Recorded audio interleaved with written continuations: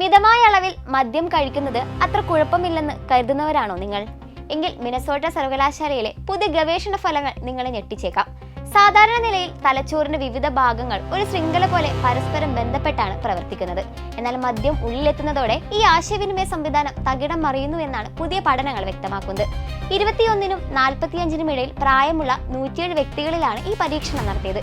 കൃത്യമായ അളവിൽ മദ്യം നൽകിയ ശേഷം MRI സ്കാനിങ്ങിലൂടെ ഇവരുടെ തലച്ചോറിലെ മാറ്റങ്ങൾ ഗവേഷകർ നിരീക്ഷിച്ചു. തലച്ചോറിലെ 106ഓളം വിവിധ മേഖലകൾ തമ്മിലുള്ള ബന്ധം പരിശോധിച്ചപ്പോൾ മദ്യം ഓരോ ഭാഗത്തെയും ഒറ്റപ്പെട്ട നിലയിലാക്കുന്നുവെന്നാണ് കണ്ടെത്തിയിരിക്കുന്നത്. ഇത് തലച്ചോറിന്റെ മൊത്തത്തിലുള്ള ഏകോപനത്തെ സാരമായി ബാധിക്കുന്നു. നമ്മുടെ കാഴ്ചയുമായി ബന്ധപ്പെട്ട ഓസിപിറ്റൽ ലോബിനെയാണ് മദ്യം ഏറ്റവും കൂടുതൽ ബാധിക്കുന്നത്. ഈ ഭാഗത്തെ പ്രവർത്തനങ്ങൾ മന്ദഗതിയിലാകുന്നതുകൊണ്ടാണ് മദ്യപിക്കുമ്പോൾ കാഴ്ച മങ്ങുന്നതും ശരീരത്തിന്റെ ബാലൻസ് നഷ്ടപ്പെടുന്നതും.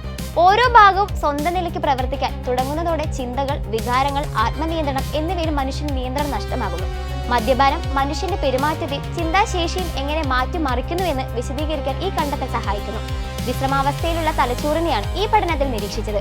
എങ്കിലും അമിത മദ്യപാനം ദീർഘകാലാടിസ്ഥാനത്തിൽ തലച്ചോറിനെ എങ്ങനെ നശിപ്പിക്കുന്നു എന്നതിനെക്കുറിച്ച് കൂടുതൽ പഠനങ്ങൾ നടന്നു വരികയാണ്.